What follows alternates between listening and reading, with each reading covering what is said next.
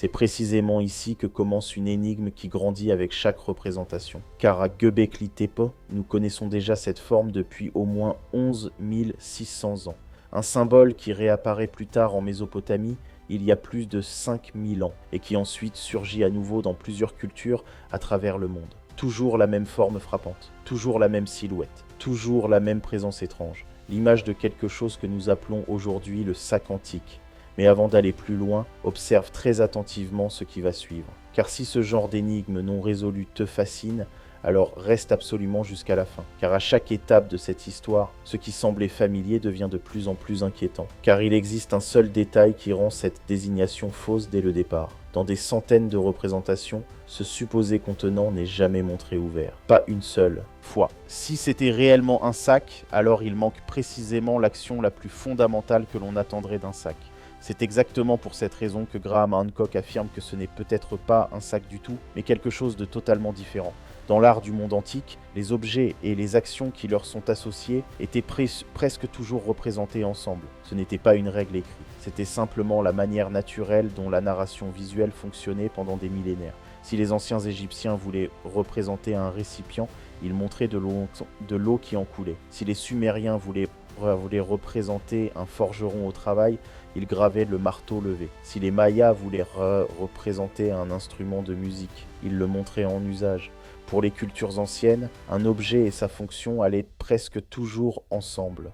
Mais ce sac étrange semble ne pas suivre cette logique. Les grandes collections de reliefs sumériens, aujourd'hui conservées au British Museum, au Louvre et au Vorderasiatisches Museum, comprennent de nombreuses pièces datant d'environ 3000 à 700 avant notre ère.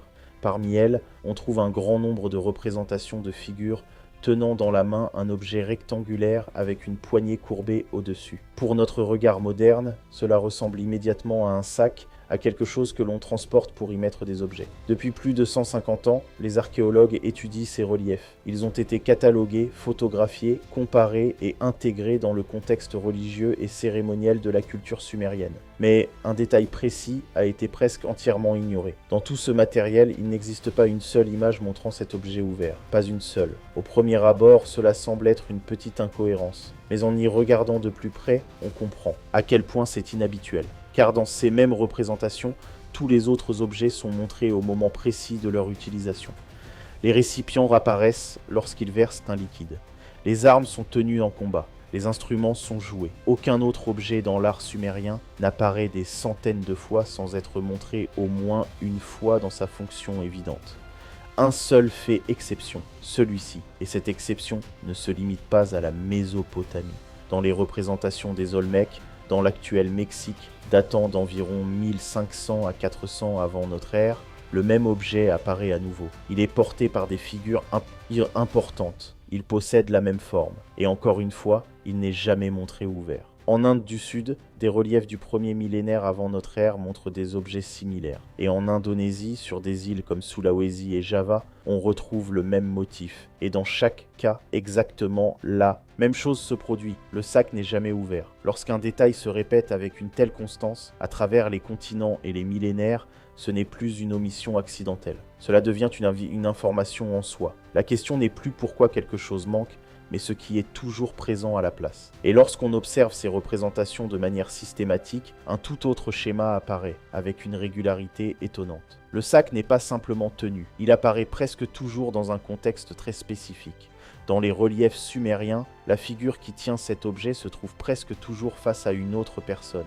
Et cette personne est généralement un roi, un dirigeant ou quelqu'un de très haut rang. Ce ne sont pas des scènes quotidiennes, ce sont des rencontres, des moments d'échange, de communication, peut-être même de transmission de quelque chose d'important. Plus révélatrice encore est la posture des figures. Dans l'art sumérien, il existe des règles claires pour représenter le pouvoir. Une personne subordonnée est montrée plus petite, plus basse, souvent légèrement inclinée. Mais dans les scènes avec cet objet, ce n'est pas le cas. La figure qui le porte n'est jamais représentée comme inférieure. Elle se tient à la même hauteur. Parfois même, elle semble plus grande que l'autre personne. Cela ne correspond pas à un serviteur. Cela ne correspond pas à quelqu'un qui remet simplement un objet. Et il y a encore un autre détail constant. Le sac n'est jamais posé. Il n'existe aucune représentation où il repose au sol, suspendu ou séparé de son porteur. Il est toujours lié à cette personne, presque comme s'ils étaient indissociables. Ce comportement ne correspond pas du tout à ce que nous appelons un sac. Un sac est normalement posé, transmis ou au moins temporairement abandonné. Mais cet objet reste toujours avec son porteur, comme s'il faisait partie intégrante de son rôle. Lorsque l'on combine ces observations, qu'il n'est jamais ouvert et jamais posé, une image complètement différente émerge. Cela ne ressemble pas à un simple contenant. Cela semble être quelque chose dont la signification réside uniquement dans sa présence, et non dans ce qu'il pourrait contenir. Mais que représente cette présence? Dans quel contexte cet objet apparaît-il encore et encore?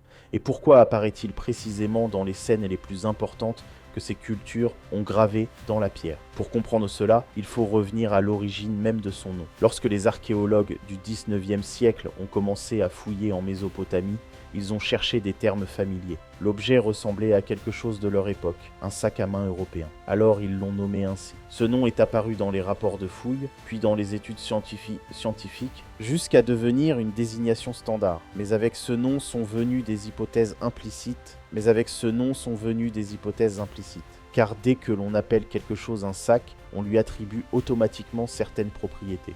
On suppose qu'il contient des objets, qu'il s'ouvre pour y déposer ou en retirer quelque chose, qu'il peut être posé lorsqu'il n'est pas utilisé, qu'il peut être transmis d'une personne à une autre. Ces attentes ne sont pas complexes. Elles font simplement partie des idées les plus élémentaires que nous associons à un sac.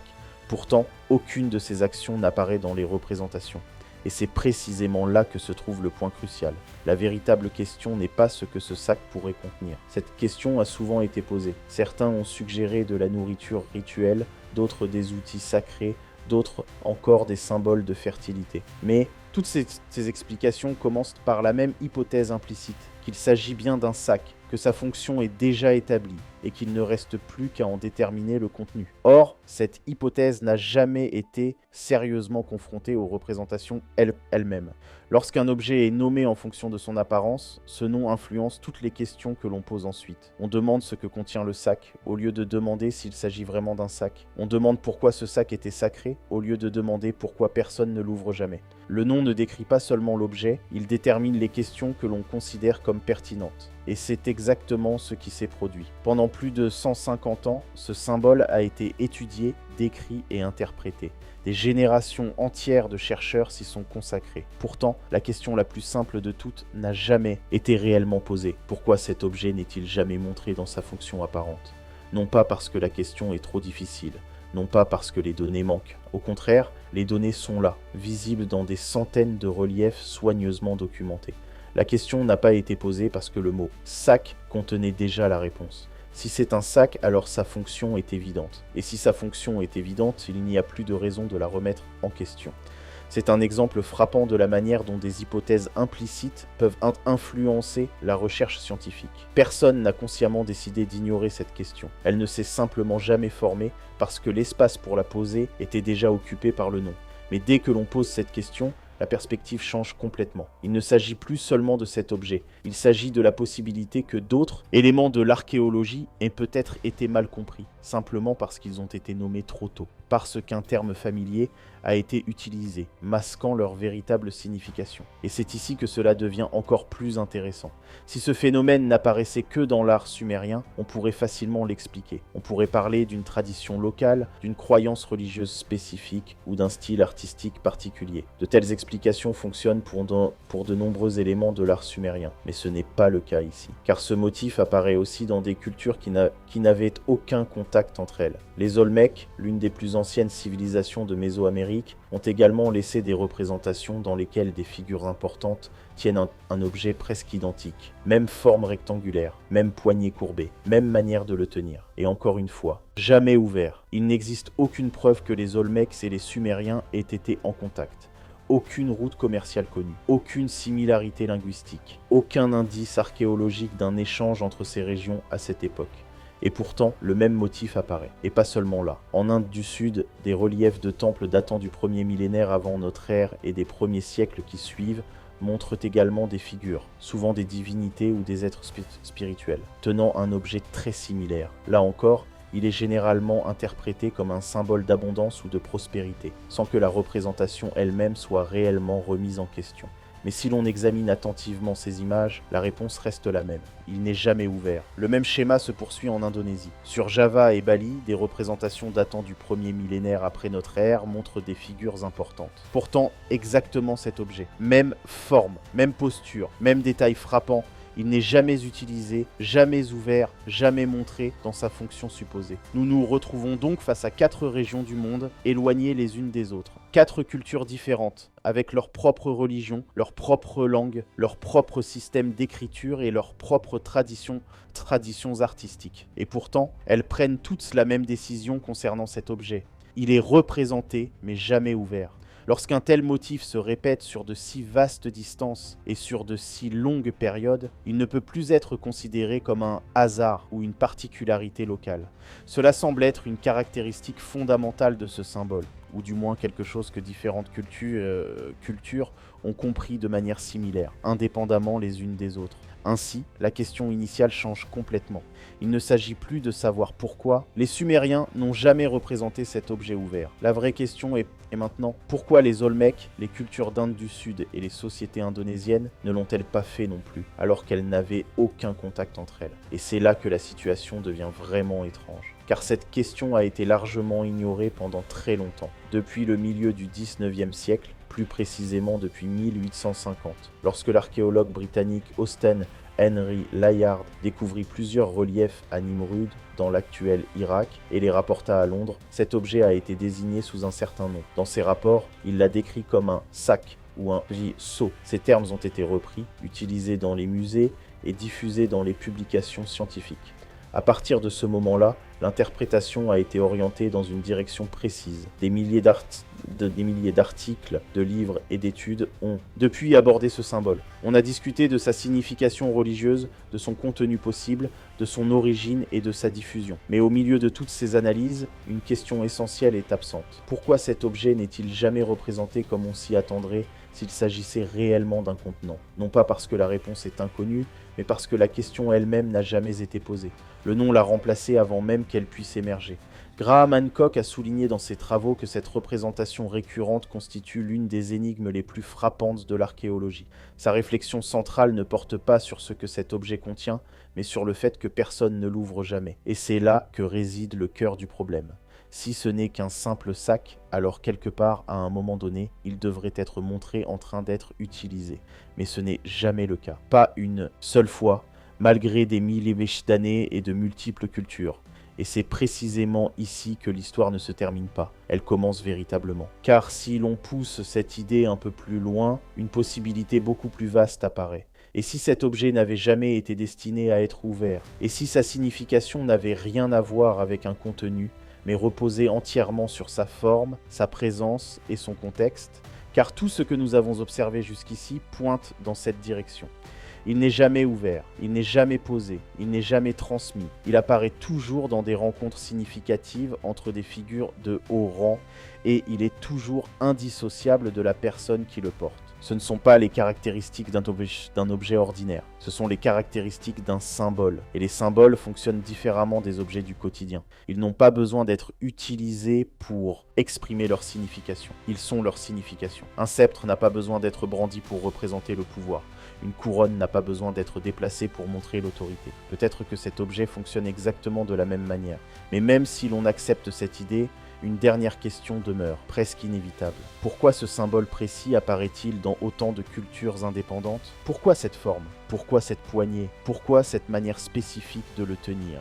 Il existe plusieurs explications possibles. Peut-être que différentes cultures ont développé des symboles similaires de manière indépendante parce qu'elles cherchaient à exprimer des idées comparables. Peut-être que cette forme évoque intuitivement certains concepts universels. Une transition, un passage, un lien entre deux états. Quelque chose qui est transporté sans être visible. Ou peut-être que la réponse se trouve ailleurs. Peut-être que ce qui nous semble aujourd'hui mystérieux était parfaitement évident pour les personnes de l'époque. Peut-être que la signification de cet objet était si claire qu'elle n'avait pas besoin d'être expliquée. Et c'est précisément pour cette raison qu'il n'a jamais été représenté en action, mais uniquement dans sa forme pure. Car dans toutes les cultures que nous avons évoquées, une constante demeure. Cet objet apparaît toujours dans des contextes importants. Il est présent dans des scènes qui ne sont pas banales. Il accompagne des figures de pouvoir, des divinités ou des êtres qui semblent jouer un rôle particulier dans la structure du monde. Il n'est jamais décoratif au hasard. Il n'est jamais accessoire, il semble toujours chargé de sens. Si l'on observe les reliefs mésopotamiens plus attentivement,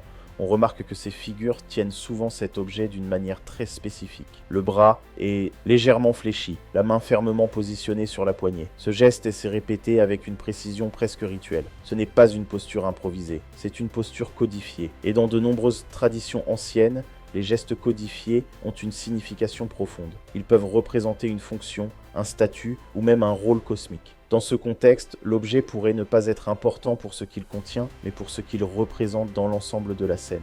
Un signe d'autorité, un symbole de connaissance, une marque d'appartenance à une classe particulière d'êtres, ou quelque chose de plus abstrait encore. Certains chercheurs ont suggéré que cet objet pourrait représenter une sorte de contenant symbolique.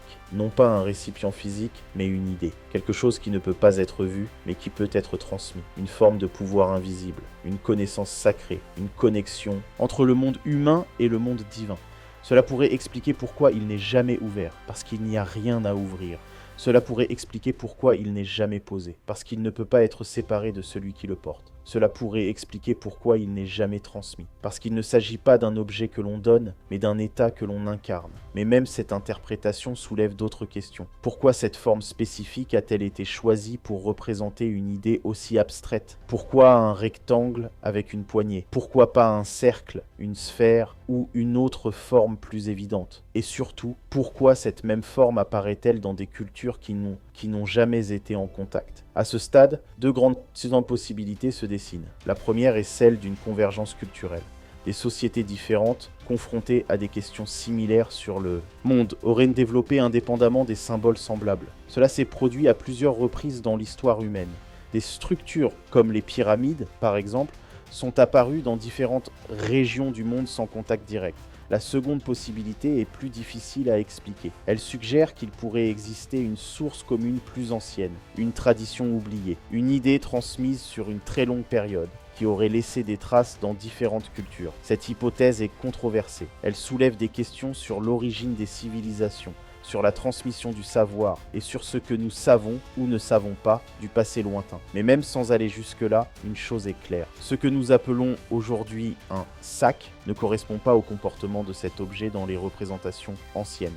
Il ne se comporte pas comme un contenant. Il ne remplit pas les fonctions que nous associons à un tel objet. Et pourtant, nous continuons à le nommer ainsi. Ce simple mot influence encore aujourd'hui la manière dont nous interprétons ces images. Il oriente notre regard. Il limite nos questions. Il crée une illusion de compréhension là où il y a peut-être encore un mystère profond. Car nommer quelque chose, ce n'est pas seulement le décrire, c'est aussi le définir. Et définir, c'est parfois réduire. Peut-être que le véritable défi, ici, n'est pas de trouver une réponse définitive. Peut-être que le défi est d'accepter que nous ne comprenons pas encore pleinement ce que nous voyons. D'accepter que certaines choses du passé échappent encore à nos catégories modernes. Et si c'est le cas, alors cet objet, quelle que soit sa véritable nature, devient bien plus qu'une simple curiosité archéologique. Il devient un rappel que notre compréhension du passé est toujours incomplète, que nos interprétations sont influencées par notre propre époque, et que parfois les questions les plus importantes sont celles que nous n'avons pas encore pensées. Car au fond, ce n'est peut-être pas cet objet qui est le plus mystérieux, c'est notre manière de le regarder.